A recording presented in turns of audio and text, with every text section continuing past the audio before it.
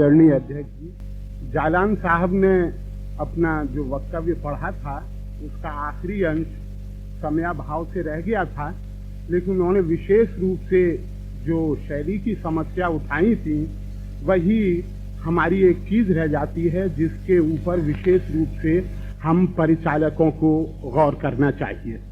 इस संबंध में घोष साहब ने भी अपना वक्तव्य दिया और मैं भी एक आध बात उसी संबंध में कहूंगा, क्योंकि बाकी जो कठिनाइयां हैं, दिक्कत हैं जो जालान साहब की हैं वो हम लोगों की भी हैं। एक बात और कहूंगा, वो ये कि आखिर नाटक हम क्यों करते हैं। 20-22 साल पहले हम लोगों ने इस नाट्य आंदोलन को अपनाया था। उस वक्त महज हम कहें कि खुजली वाली बात हो तो खुजली वाली बात नहीं थी। हम लोगों के सामने एक आदर्श था जिसको बलराज जी ने अपने भाषण में बड़ी खूबी के साथ व्यक्त किया है कि वो एक राष्ट्र सेवा की भावना थी जो कि हमको इस नाट्य आंदोलन में खींच करके लाई थी, और उस जमाने के लोग विशेष रूप से राष्ट्रीय आंदोलन से जुड़े हुए थे, इसीलिए पृथ्वीराज जी ने भी उन्हीं मान्यताओं को अपनाया भी था। सबसे मुख्य बात यह है, जब हमारे मिश्र जी व्यक्त करते हैं या हमारे सीताराम जी ने जो व्यक्त किया, वो इसी चीज को खास तौर से व्यक्त करते हैं कि कहीं हमारी जो राष्ट्रीय परंपराएं हैं उनको हम झुठला नहीं दें। राष्ट्रीय परंपरा में राजनीति भी आ जाती है, सिर्फ संस्कृति वाली ही बात नहीं आती है। और उस सिलसिले में जब घोष साहब व्यक्त करते हैं कि हम विदेशी कला को निस्संदेह ग्रहण करते हैं, और आज तो अलकाजी साहब अगर नए प्रयोग कर रहे हैं, लेकिन हमारे देश में आके हर्बर्ट मार्शल भी करते हैं, तो हम उन्हें मना नहीं करेंगे, उनसे बहुत कुछ सीखने समझने की कोशिश करेंगे। लेकिन खास तौर से ये है कि हम अपने जो नाटक प्रस्तुत करें वो किस शैली के होने चाहिए। अभी जो पहली गोष्ठी समाप्त हुई है उसमें भी कुछ इसी प्रकार की समस्याओं को उठाया गया था, और माथुर साहब ने जितनी खूबी के साथ 5-6 पॉइंट्स में उस सब बात को रख दिया था, वो सभी चीजें हमारे परिचालकों के लिए लागू होती हैं, जिसमें खास तौर से ये, चूंकि शैली की ही बात कर रहा हूं इसलिए कि हमें विभिन्न शैलियों को अपनाना चाहिए। दिल्ली में भारतीय कला केंद्र भी कायम है, वहां पे कथक नाटक की भी शिक्षा दी जाती है, जयपुर घराने की, लखनऊ घराने की भी शिक्षा दी जाती है। तो अब हम ये उम्मीद कर लें कि अलकाजी साहब में सब शैलियों का समावेश हो गया हो तो वो गलत होगा। अलकाजी साहब ने जिस शैली को विकसित किया है उसकी झलक परसों भी हमने देखी, कल भी हमने देखी, लेकिन उस कल वाले नाटक को अगर मैं न भी कहूं, घोष साहब कहें तो छोड़ दीजिए, उसे उसी शैली में चलने दीजिए। लेकिन अंधा युग को तो विशेष रूप से 5-10 शैलियों में प्रस्तुत किया जा सकता है, और मेरे ख्याल से अंधा युग के लिए ये शहंशाह वाली शैली उपयुक्त नहीं बैठती है।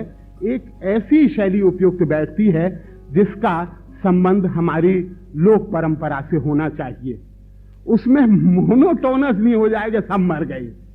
अगर ये भाव निकल करके आया तब तो हम धनवीर भारती जी से भी प्रार्थना करेंगे कि भाई साहब इसमें से कोई चीज बदलिए। हमें उत्साह लेकर के कम से कम पैदा होना चाहिए। ट्रेजेडीज का प्रमुख स्थान है, लेकिन ये नहीं कि हम मर जाएं, हम बुरे हैं, हमारा तिरस्कार होने लगे। यानी एक उत्साह वाली चीज हमारे नाटकों में से उमड़ करके आनी चाहिए। एक बिल्कुल निराशा का वातावरण कतई पैदा नहीं होना चाहिए।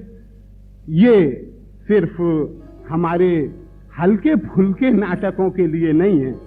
यानी मैं भले ही अमृतलाल नागर की हंसी मजाक की चीजें हों, या विनोद रस्तोगी के नाटक हों, या रमेश मेहता के हों, मैं उन्हें वही समान और उच्च स्तरीय दर्जा देता हूं जो कि और किसी भी दूसरे साहित्यिक नाटकों को दिया जा सकता है। तो अर्ज यही करना है, हम लोग पेश करेंगे अंधा युग को किसी दूसरी शैली में। आमंत्रित करेंगे आपको भी आप पधारें और उसे देखें। 20-22 वर्ष में हम लोगों ने आगरा में ही नहीं लेकिन पूरे हिंदुस्तान में सभी प्रांतों में घूम घूम कर न सिर्फ वहां के नाटकों को देखा, सुना, समझा, बंगला के, मराठी के, गुजराती के, तमिल के, खास तौर से तेलुगु के, लेकिन साथ ही साथ हमने अपने नाटकों का विभिन्न प्रांतों में, जिनमें मद्रास भी है, जिसमें शिमला भी है, जिसमें कलकत्ता भी है, सन 51 में नवंबर के महीने में गोदान हमने मैदान में स्टेज किया था 1 लाख लोगों के सामने। तो आखिर इस शैली वाली चीज को, एक शैली के अगर हम चाहने वाले हैं, दूसरा का हम तिरस्कार नहीं करते हैं, और खास तौर से अलकाजी साहब जिस दर्जे पर हैं वहां पर उन्हें विशेष रूप से इस बात को भी देखने का कष्ट करें। वैसे वो जानते हैं, नाजानकार नहीं हैं कि और कौन कौन सी शैलियां हैं जिनका विशेष रूप से नाट्य क्षेत्र में विकास आवश्यक है। एक चीज इस सेमिनार के संबंध में अनामिका ने जो ये प्रयास किया है और पहली बार नाटककारों के और परिचालकों के अंतर को दूर करने का प्रयास किया है, इसके लिए हम लोग बहुत ही बधाई देते हैं। हम इप्टा चलाते ही हैं, लेकिन इसके साथ ही साथ 1-1.5 लाख साल से हम लोगों ने ब्रज कला केंद्र के अंतर्गत खास तौर से लोक नृत्यों, लोक संगीतों और लोक नाट्यों का खूब अध्ययन किया है और उन्हें ठीक ठाक करके पेश भी निरंतर रूप से कर रहे हैं। और आपको जान के खुशी होगी कि शायद 2-1 महीने के भीतर ही हम अपना ट्रूप लेकर के कलकत्ता आएंगे और वहां पर नाच और गाने को जिस हिकारत की नजर से 2-1 सज्जनों ने उपयोग किया था, तो हम कहेंगे नाच गाना भी बुरी चीज नहीं है। नाच, गाना, नाटक, इन सबको मिलाकर के ही मैं समझता हूं कि हमारा स्टेज परिपक्व और पक्का और प्रभावशाली हो सकता है। सिर्फ बैकग्राउंड म्यूजिक के लिए या गैप फिल करने के लिए हम संगीत को छेड़ दें, यही पर्याप्त नहीं है। इन तीनों का सामंजस्य करके ही हम एक सही अपने रंगमंच का निर्माण कर सकेंगे।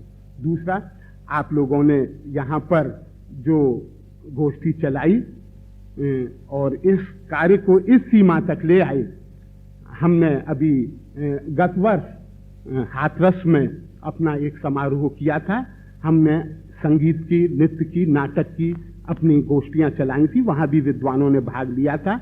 लेकिन इस प्रकार अगला जो हम अप्रैल में अपना समारोह करने जा रहे हैं, उसमें आप सब विद्वानों को आमंत्रित करेंगे। अनामिका के हमारे शास्त्री जी, कृष्णाचार्य जी, जालान जी इस बारे में हमारा मार्ग प्रदर्शन करेंगे। और विद्वानों का नाम मैं नहीं ले रहा हूं, सिर्फ संगठनों का ही।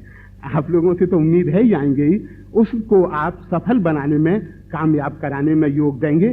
जिस प्रकार समर्थवान लोग आपके साथ हैं, जिन्हें श्रेष्ठी कहा जाता है, ऐसे श्रेष्ठियों का सहयोग हम लोगों को भी उपलब्ध हो चुका है। अप्रैल के लिए आप लोग आमंत्रित हैं, अनामिका विशेष रूप से अपने नाटक के साथ।